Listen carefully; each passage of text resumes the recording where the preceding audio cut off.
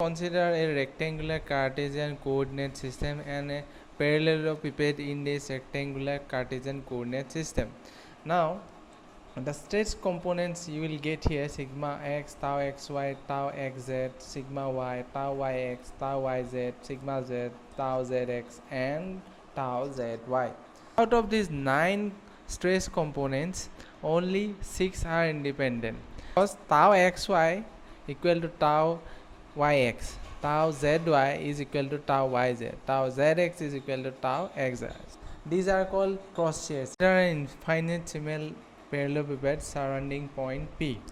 Now let the dimension of the sides be delta x, delta y, and delta z. We will consider average stresses on the faces for small size of the element. That means we will consider average stresses on the faces of this parallelepiped. On the left x plane, the stress vectors are tau xx, tau xy, and tau xz. On the right face, on the right hand face, the stresses tau xx plus delta tau xx, tau xy plus delta tau xy, and tau xz plus delta tau xz. On the right hand side, stresses have increased. According to first order approximation, delta tau xs is equal to del tau xx by del x into delta x. Delta tau xy is equal to del tau xy by del x into del x. And lastly, delta tau x z is equal to del tau xz by del x into del x.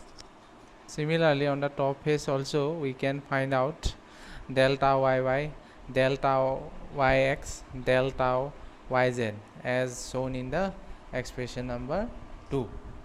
On the rear and front faces, tau zz plus delta tau zz, tau zx plus delta tau zx, and tau zy plus delta tau zy.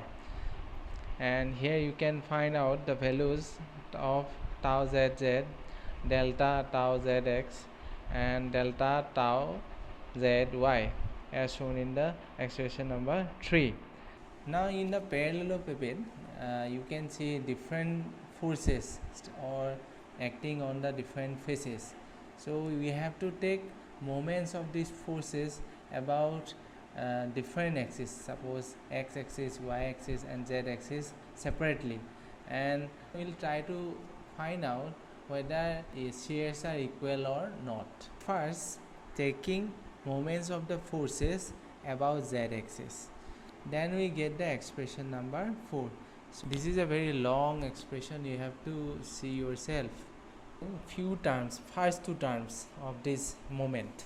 So if you see on the left hand side, the force is given by tau xx into del y into del z. This is the force.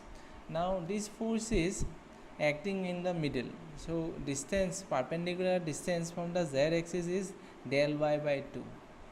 So it is considered positive. This direction is considered positive.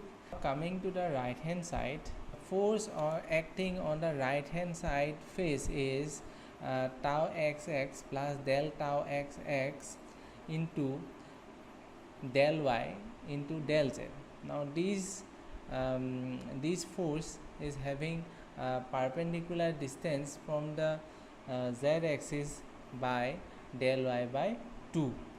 Similarly, you have to find the moments of other forces also, like this way, and the final expression 4 will come.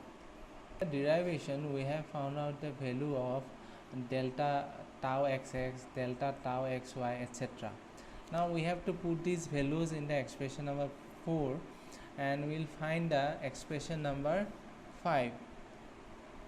So in the limit, what we'll do, we'll make delta x, delta y, and delta z tending to 0. And our expression number 5 will become tau xy equal to tau yx. Similarly, if we find moment about y axis and x axis, we'll get tau yz equal to tau zy and tau zx equal to tau xz. So we have proved that the cross hairs are equal. There are only 6 independent rectangular stress components: sigma x, sigma y, sigma z, and tau xy, tau yz, and tau zx. Here one important thing is that where is sigma x, sigma y, sigma z in the expression? If you see closely in previous derivation, this is not given here. In the previous derivation, earlier derivation, you can see that it is given tau xx is sigma x, tau yy is sigma y, tau zz is sigma z. So this is the way of writing it. So for simplicity's sake, we have derived this way, so there is nothing to be confused about.